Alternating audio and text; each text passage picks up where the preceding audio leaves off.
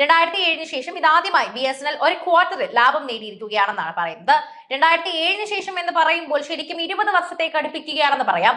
18 വർഷത്തെ കൃത്യകണക്കാണ് ഇപ്പോൾ BSNL പറയാനുള്ളത്. ഈ സാമ്പത്തിക വർഷത്തിന്റെ മൂന്നാം പാദത്തിൽ 262 കോടി രൂപയുടെ ലാഭം BSNL റിപ്പോർട്ട് ചെയ്തിട്ടുണ്ട്. സർക്കാർ ഉടമസ്ഥയിലുള്ള ടെലികോം കമ്പനിയായ BSNL ഒട്ടനവധി പ്രതിസന്ധികൾക്കിടയിലൂടെയാണ് ഇത്തരമൊരു നേട്ടം കൈവരിച്ചിരിക്കുന്നത്. 4G സേവനം രാജ്യവ്യാപകമായി ലഭ്യമാക്കാൻ ഇതുവരെ BSNL കഴിഞ്ഞിട്ടില്ല എന്ന് ഓർക്കണം. 4G വ്യാപനം കാര്യമായി പുരോഗമിക്കുന്നുണ്ട്, എങ്കിലും ഇതുവരെ എല്ലായിടത്തും എത്തിയിട്ടില്ല. പലവിധ പ്രശ്നങ്ങൾ നിലനിൽക്കവേ തന്നെ ഒരു ക്വാർട്ടറിൽ ലാഭം നേടാൻ കഴിഞ്ഞത് BSNLനെ സംബന്ധിച്ച് വലിയ നേട്ടമാണ്. 4G അടക്കം ലഭ്യമാക്കിക്കൊണ്ടുള്ള നവീകരണം, ഉപഭോക്തൃ കേന്ദ്രീകരിച്ച സേവനങ്ങൾ മെച്ചപ്പെടുത്തൽ, ചെലവ് ചുരുക്കൽ നടപടികൾ എന്നിവയിൽ ശ്രദ്ധ BSNL ഗുണം ചെയ്തു എന്നാണ് ഈ ലാഭക്കണക്ക് സൂചിപ്പിക്കുന്നത്. ലാഭം നേടിയ വിവരം BSNL തന്നെ അധികൃതർ അറിയിച്ചിട്ടുണ്ട്, സ്ഥിരീകരിച്ചിട്ടുണ്ട്.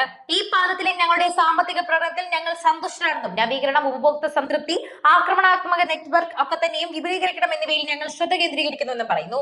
ഈ ശ്രമങ്ങളിലൂടെ തന്നെ സാമ്പത്തിക വർഷാവസാനത്തോടെ വരുമാന വളർച്ച 20% വർദ്ധിക്കുമെന്നും ഞങ്ങൾ പ്രതീക്ഷിക്കുന്നുവെന്ന് BSNL CMDA Robert J Ravi പ്രസ്താവനയിൽ പറഞ്ഞു. ഒരു തിരിച്ചുവരവിനുള്ള ബാല്യം BSNL ഉണ്ടെന്നും ഈ 262 കോടി രൂപ ലാഭം തെളിയിക്കുന്നുവെന്നും കമ്പനി അതിന്റെ സാമ്പത്തിക ചെലവുകൾ മൊത്തത്തിലുള്ള ചെലവുകളും വിജയകരമായി തന്നെ കുറച്ചതായും ഇത് കഴിഞ്ഞ വർഷത്തെ അപേക്ഷിച്ച് നഷ്ടത്തിൽ 1800 കോടിയിലധികം കുറവുണ്ടാക്കിയതായും രവി പറഞ്ഞു. ഇവ കൂടാതെ മറ്റ് നിരവധി ഫീച്ചറുകളും മാരുതി സുസുക്കി ബ്രസയിൽ സജ്ജീകരിച്ചിട്ടുണ്ട്.